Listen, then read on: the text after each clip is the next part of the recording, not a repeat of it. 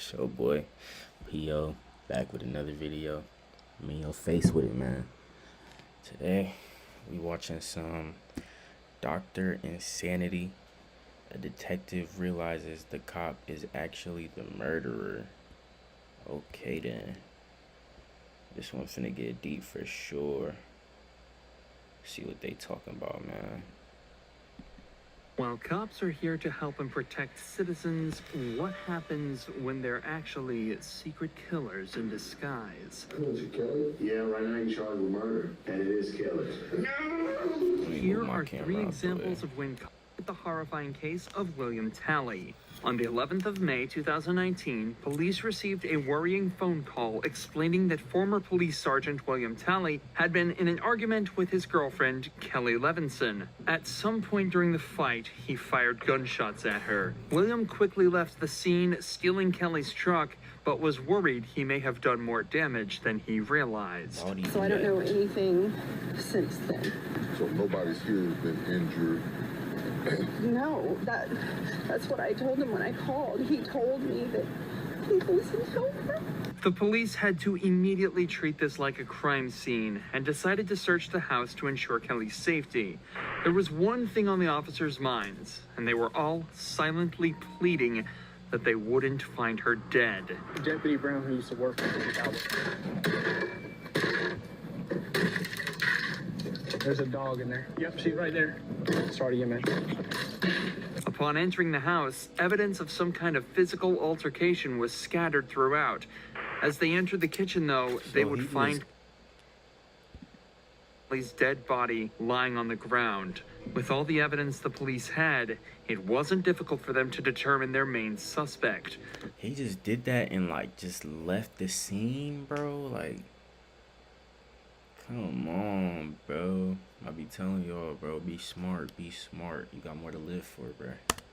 Catching him was another matter. They knew that William had received both police and SWAT training, so he'd be difficult to catch.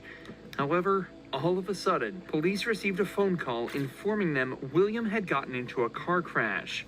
The cops rushed to the hospital where they found their number one suspect waiting for them, bruised and bloodied. We're gonna take care of you now.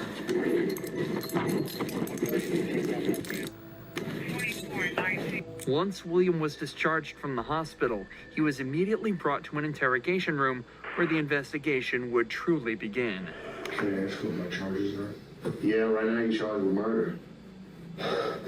You're charged with violation of oath of office, and you're charged with I did not know that was a charge. Violation of oath of office. Way more than gotta be getting how? What's the verdict for that charge? Hold up.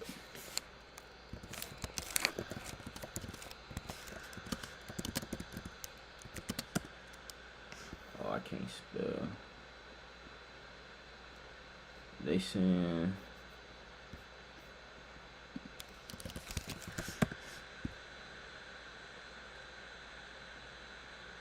it's federal level.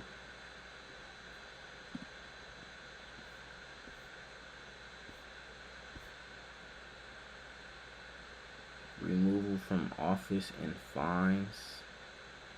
So I don't think you really get jail time for that charge for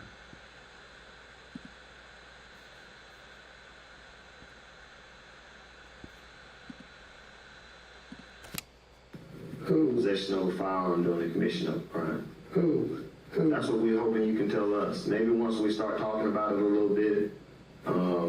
It wasn't Becky, was it? Was it Kelly?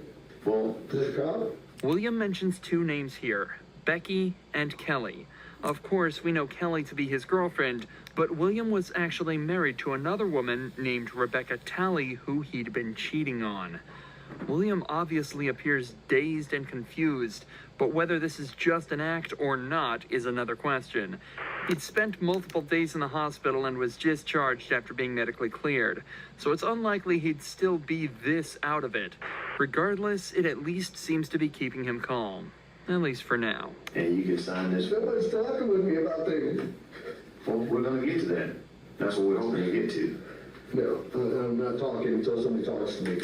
I can tell you who, if we can get started there. And it is Kelly. No! Don't do that. No! Sally, come on. Sally. Bill. Bill. No! Whoa. So did he not know who he killed?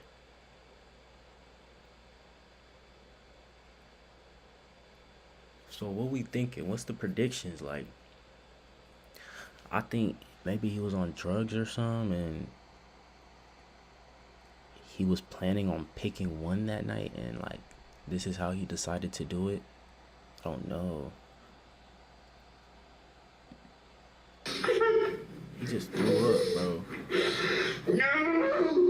There's a small chance William really is this distraught over Kelly's death, but he was completely unaware of what he was doing at the time. So it seems more likely that he's actually just using this as a guise to vent and scream about how his life is pretty much finished and over a small argument with his mistress. He's also likely frustrated that he got caught so easily. Remember, this is a man with SWAT and police training. He knows how to evade the cops, but almost instantly after going on the run, his plans were shut down in an incredibly unpredictable way. William manages to calm down while the detective talks to him, but only for a few short seconds. Bill, let me get some napkins.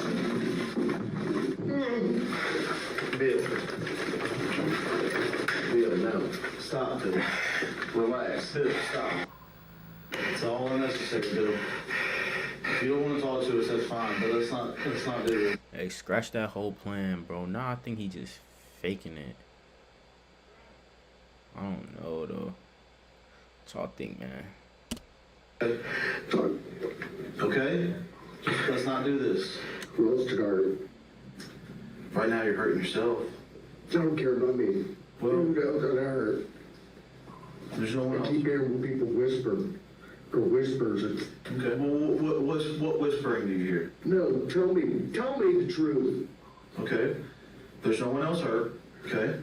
What you're watching is a man who knows without a doubt that he's guilty, doing everything he can to try and find a Yeah, he knows the ins and outs. He knows how to get out of this. He knows that. He got me for a second. He got me. out. He's panicking, and the cops were probably extremely relieved when William finally asked for a lawyer and put an end to this dramatic interrogation. However, this obviously didn't help him at all, as the detectives already had all the evidence they needed to convict him. And William Talley was sentenced to life behind bars. Life? Despite William being a local cop and even knowing some of the officers Bro, I could not do life, bro. If you give me life, screw like that. involved, this case was handled perfectly. A stark contrast to that of Matthew Boynton, whose case was so weird and corrupt that the cops ended up investigating. So we got another case right here. Alright, bet. Yeah, 6 minutes. Video ends at 15:30. A shooting that never even happened. You know you can't. What was the story? Boynton, whose case was so weird and corrupt that the cops ended up investigating a shooting that never even happened. You know you can't give a sworn statement and lie on it. Why would you do that, Matthew? On the 15th of April, Why would you 2016, do that, Matthew? police found Jessica Boynton hidden in the closet of her home with a gunshot wound to the head and a police-issued firearm in her hand. The county sheriff reportedly ruled her dead at the scene, but there was a problem. Jessica was neither dead nor shot. After she was rushed to the hospital, the ER found no entrance wounds or bullets. Instead, they found evidence of a blunt force attack to the back of her head. This case is already incredibly confusing, but what's worse is that the Bro tried to set it up and he did not think it As you through at receive all, your diploma bro. from Franklin University, graduation. that the police's number one suspect, Matthew Boynton, told cops that he received a text from Jessica saying she was about to commit suicide. After rushing home, he heard 2 gunshots coming from the house and called the police. Matthew was taken to the police station and interrogated, but was caught lying about a vital piece of evidence. What an idiot. This is where we join the detectives as they try to unwrap this baffling web of lies. Do you recognize that bag? Yes, that bag that Jessica and me used to put all my gym stuff in when we used to be together. Okay, so when's the last time you saw that bag? It's been a long time. Like I said, when I used to work out at, there's 2 gyms in Thomaston. I don't remember the name of it. I used that one, and I had a gray Nike bag I used to work out in. So I interchanged my stuff like protein drinks, powder shakes, like pre-workout, workout shorts, pants, shoes, whatever. I'd put it in that bag or my Nike bag. Suspects who aren't telling the truth tend to over-explain as they feel they have something to prove to detectives. Yeah, that's hot. If they can give That's lots how of I be information talking on interviews. or they think it'll convince the detective that they're not lying, as they couldn't possibly make all of that up. However, in actuality, suspects telling the truth will give a more instinctual, simplified answer to the question because they don't have to think about it as much. Bear that in mind as the interview continues. So when's the last time you saw that bag? I mean, it's been a while. Like, I don't know an exact date. I don't know. I think my stepdad, he had it in the white trailer, and that's been a while. And he brought it, but I haven't been through it or anything. Put it in my storage thing in my house, which is like when you pull in the driveway. Mm-hmm. It's a little storage thing on the right. You open the door and it's got all my stuff in there. I declared that some of it out recently. That was tossed in there, but I mean, it's in there with a bunch of my stuff, like a brown tub I used to keep in my old patrol car with gym stuff in it and work stuff. Remember, that answer was given in response to the question, when was the last time you saw this bag? Yeah, Something that could have been answered in a rambling, single bro. sentence. The detectives already knew that Matthew was lying about this bag, as that's the whole reason he was brought to the second interrogation. But now they're 100% sure he's hiding something, and they're about to call him out on it. All right, Matthew. I've known you a long time. When y'all were in the process of moving, and you moved into the house that you're at now, your residence, did you or did you not see this bag? Yes, sir, it's in my storage room, in the garage. Now, why would I be holding a picture of this bag? I guess because Jessica brought it into you. Why would Jessica have it if you had it at your house? I don't know. I guess somebody got it from my garage or my shed. Who would have got it? There's a couple of people. I don't know. All right. Who's he about to tell him? The bag was completely filled with female clothes. And this is one photo of it. That's not yours. No. This whole thing might not seem like a big deal, but it's actually the root of a much bigger problem. This bag, along with everything in it, belonged to Jessica. So when it was discovered in Matthew's possession after he told police that he'd handed all of her belongings over, it confirmed that he had been lying under oath. Again, a small issue at first, but now that the detectives know he's comfortable lying... What was he gonna do with all her clothes?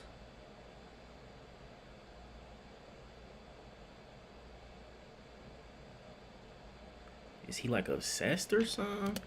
This, they know that almost every piece of information he's given them could be completely untrue. The bag was turned into us. We have possession of the bag.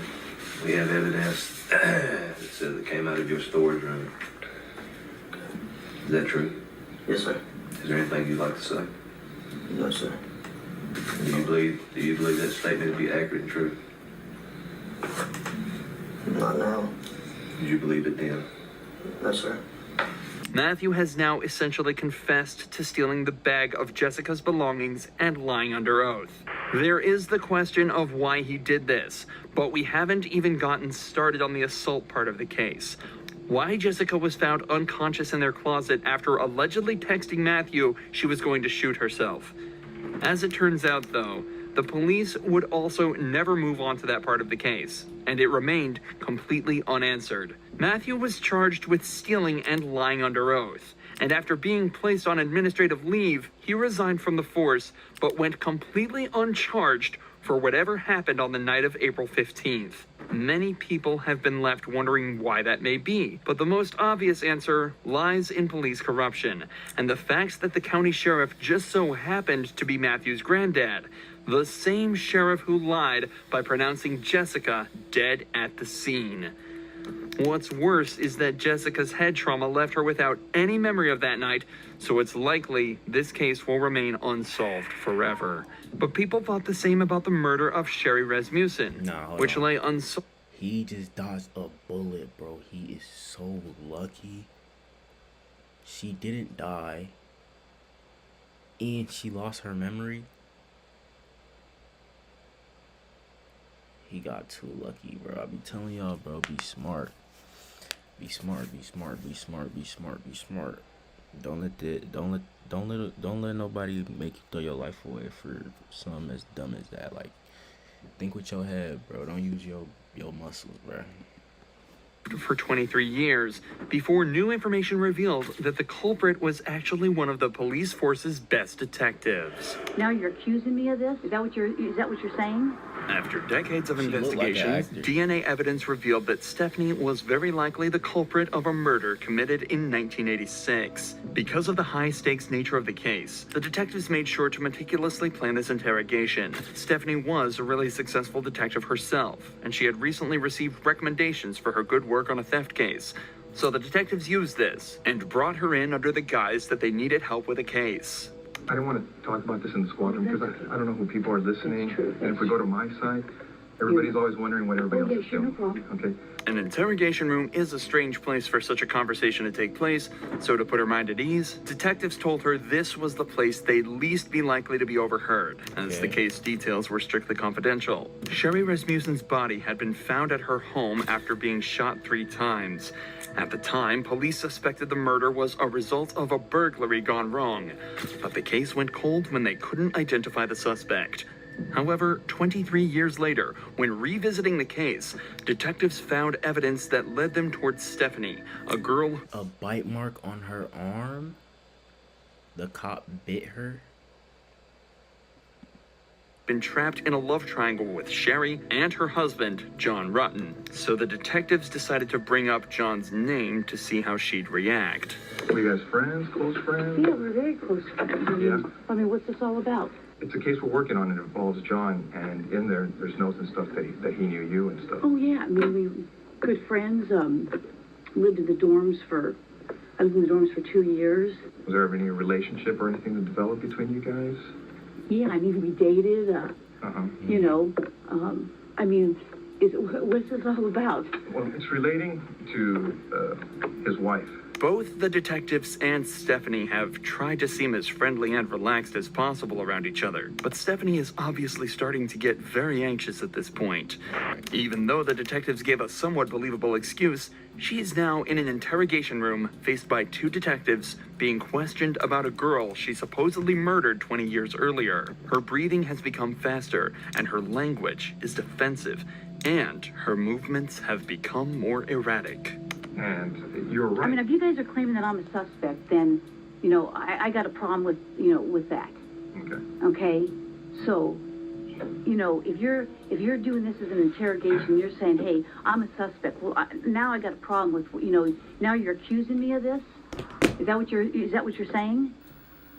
She getting aggressive, Obviously, you know too. about all the DNA stuff and things of the nature that, you know, gets done on cases nowadays. You know, if we asked you for a DNA swab, would you be willing to give us one? Maybe. Because now Just because now I'm thinking I probably need to talk to a lawyer. Stephanie chooses to provide DNA evidence, hoping her willingness to help out would ultimately prove her innocence. But unfortunately, They really trying to get her for 23 years ago? Hey, man. for her, Murder's a just murder. 5 minutes later, the detectives decide they've heard enough and put her in cuffs. Months later, after a long and arduous trial, a decision was made by the jury. We, the jury, in the above entitled action, find the defendant, Stephanie Eileen Lazarus, guilty of the crime of murder of Sherry Rasmussen. We further find the murder was of the first degree. After hiding it for 23 years, Stephanie Lazarus was She got finally them found crazy eyes, bro. of murder and sentenced to 27 years behind bars. 27? If you enjoy true crime videos like this, How make they sure you're be getting subscribed. So many years off. Isn't it life for that? Hey, man, we're gonna be watching a lot more of these, P.O. I'm going.